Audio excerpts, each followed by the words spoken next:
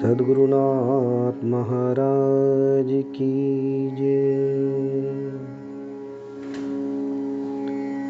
तो दोस्तों, आज मैं इस YouTube के चैनल के माध्यम से आपको अपनी उस यात्रा का वर्णन करूँगा, उस यात्रा पर लेकर चलूँगा जो हमेशा ही मेरे दिल के बहुत बहुत करीब रही है। ये कई स्तरों पर अगर हम इसकी बात करें तो ये यात्राएं होती तो व्यक्तिगत हैं, लेकिन अब मुझे ऐसा लगा कि जो उस एक बहुत उच्च कोटि के अनुभव को मैंने जीवन में महसूस किया, वो अनुभव क्यों ना मैं आप लोगों के साथ भी शेयर करूं, क्योंकि आप मेरा परिवार हैं, मेरे अपने हैं।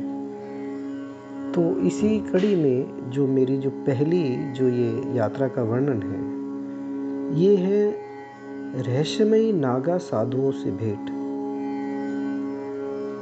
नागाओं के बारे में जो मेरा बचपन था, उनके विषय में, साधु संतों के विषय में, या फिर अघोरी प्रकृति के जो लोग हैं या सिद्ध संत जो होते हैं, मेरा पूरा जीवन का जो केंद्र रहा केवल उन्हीं के आसपास, उन्हीं के सानिध्य में, उन्हीं के विचारों में रहा।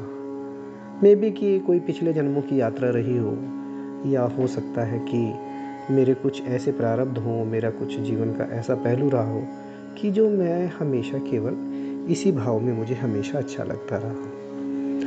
तो नागा बाबाओं से मेरी जो पहली भेंट हुई, जिसमें मैं उनके साथ 3 दिन रहा, वो बहुत ही अद्भुत, अतुलनीय थी।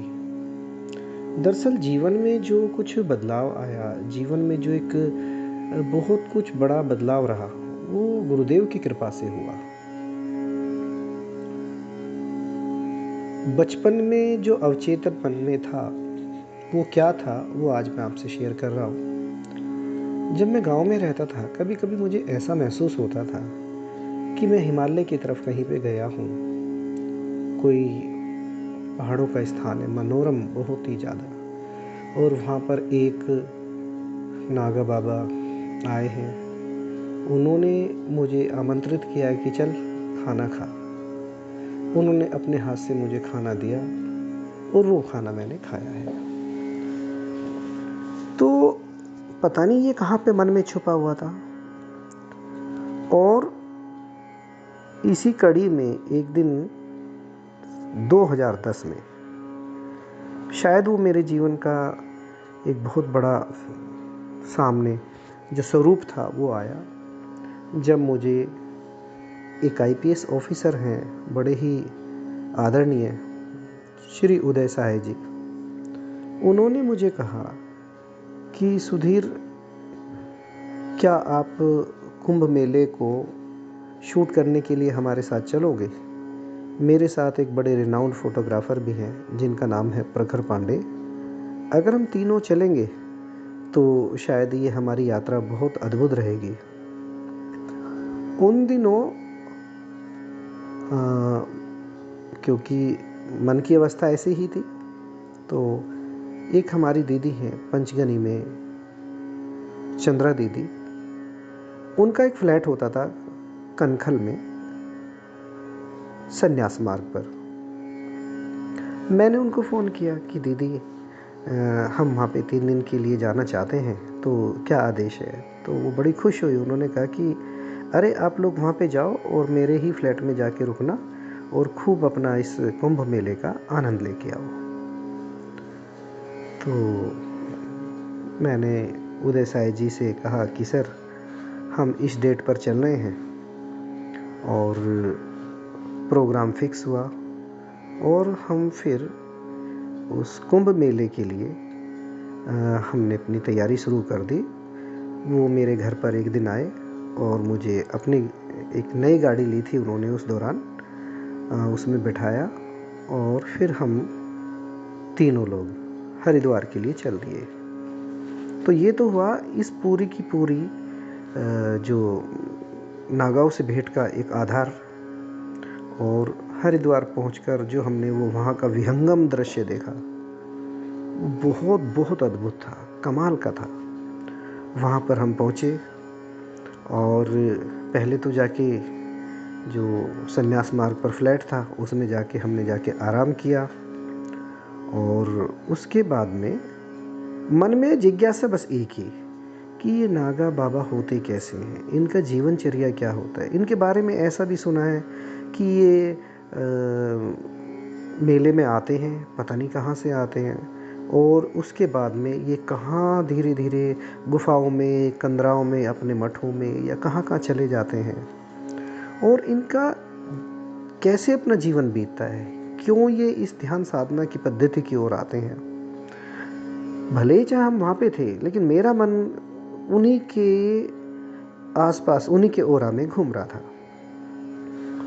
तो आराम करने के बाद में शाम के समय उदय साई जी ने कहा कि सुधीर, अब एक काम करो बेटा, शाम के समय चलते हैं और पहले ये देख के आते हैं कि कुंभ नगरी को कैसे सजाया गया है, क्या क्या वहाँ का एक हिसाब है, कैसे जाके हम फ़ोटो शूट करेंगे। तो एक अवलोकन कर लेते हैं, देख लेते हैं।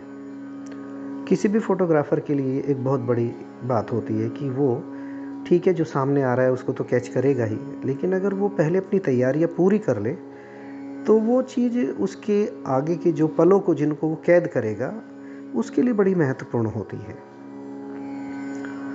शाम को हम हर की पौड़ी के पास गए और वहाँ तो चारों तरफ साधु संतों की और नागा बाबाओं की, अलग अलग मठों की, अलग अलग अखाड़ों की, जो अलग अलग परंपराएं हैं उनके लोग जगह जगह बिखरे पड़े हुए थे।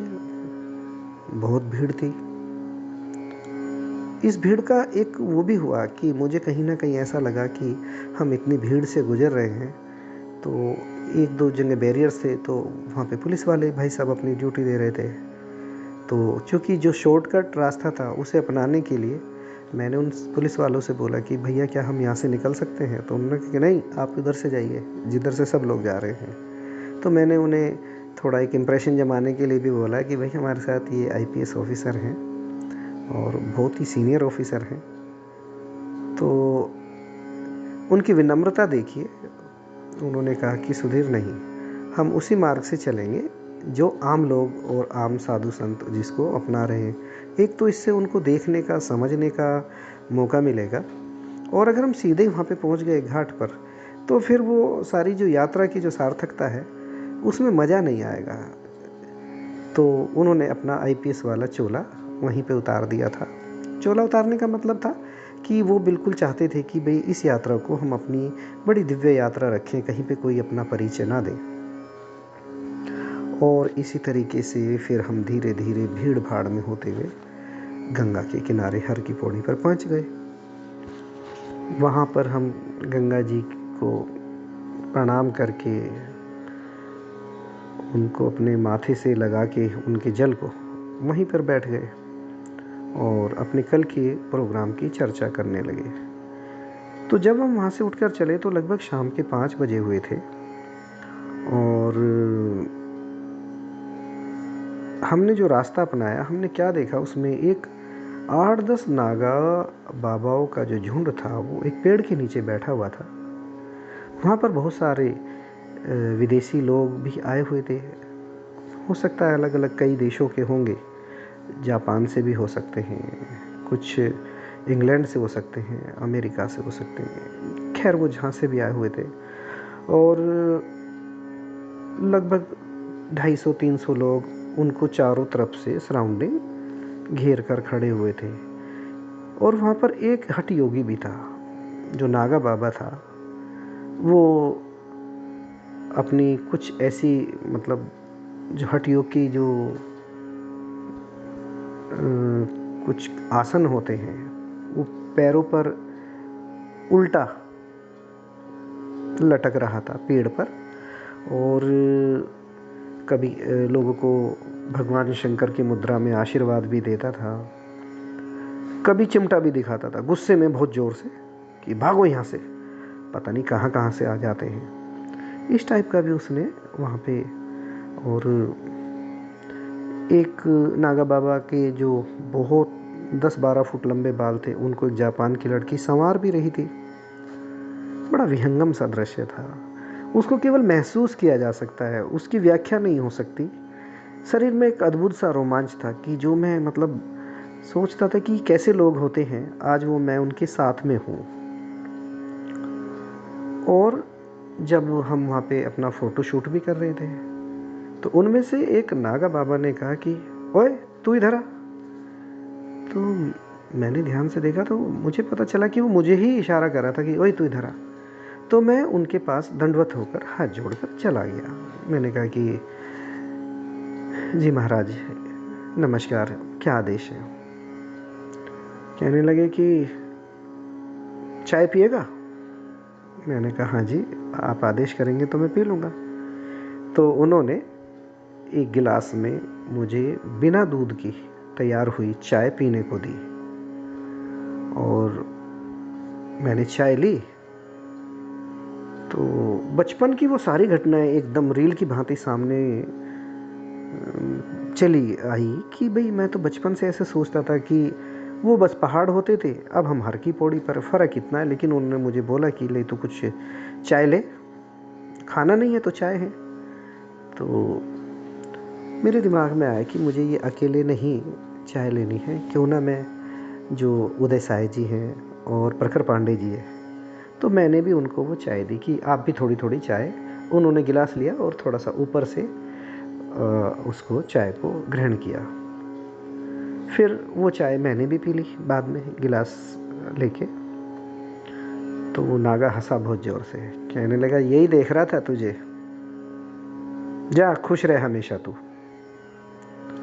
तो ऐसे अवसर पर थोड़ा मैं इमोशनल हुआ कि पता नहीं ऐसी कौन सी चीज़ थी जो कहीं अटकाव थी, या मतलब वो सामने से प्रत्यक्ष कह रहे थे मुझे, और मन में आनंद भी बहुत आया। तो फिर मैंने उनसे कुछ 1-2 सवाल भी पूछे जिन्होंने मुझे चाय दी थी कि मैं आपसे मिलना चाहता हूँ, आपसे कुछ बातें करना चाहता हूँ।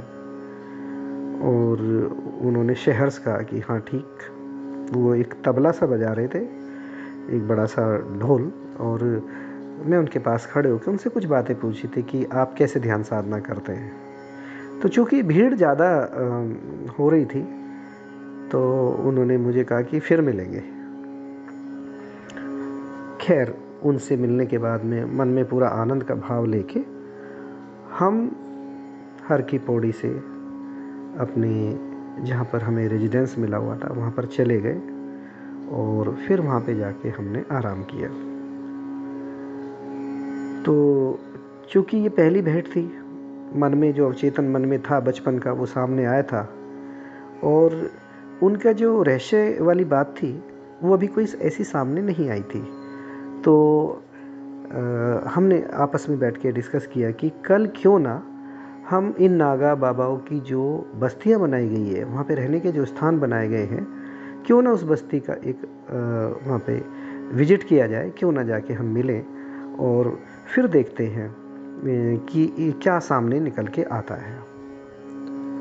तो ये पहला पड़ाव हमने पहले दिन ही पार कर लिया, और अपनी अगली यात्रा के लिए हम अगले दिन के लिए तैयार होने के लिए आराम से सो गए। तो कल इस आगे की स्टोरी को मैं बताऊंगा कि कल हमारे साथ फिर क्या होता है।